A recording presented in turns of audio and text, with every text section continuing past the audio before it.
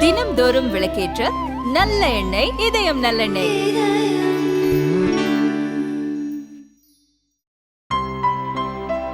இனிமே கண்ணை மூடிட்டு கடலை எண்ணெய் வாங்கலாம்.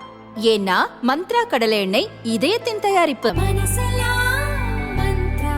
யானைகளை பாதுகாக்கிறோம் என்ற பெயரில் இந்துக்களின் உரிமைகள் பறிக்கப்படுவதாக இந்து முன்னணி மாநில தலைவர் காடேஸ்வரா சுப்பிரமணியம் குற்றம் சாட்டியுள்ளார்.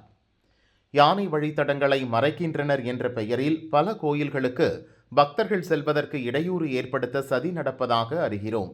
உதாரணமாக, நெல்லை மாவட்டம் அகஸ்தியர் அருவி செல்லும் வழியில் உள்ள சொரிமுத்து ஐயனார் கோவிலுக்கு பக்தர்கள் செல்வதற்கு பல கட்டுப்பாடுகள் விதிக்கப்படுகின்றன. அதுபோல கோவை மாவட்டத்தில் வீரகாளியம்மன் கோயில், கொடிவேலியம்மன், பத்திரகாளியம்மன், பூண்டி வெள்ளியங்கிரி போன்ற கோயில்களுக்கு பக்தர்கள் செல்ல வனத்துறை ஏகப்பட்ட கட்டுப்பாடுகளை விதிக்கிறது.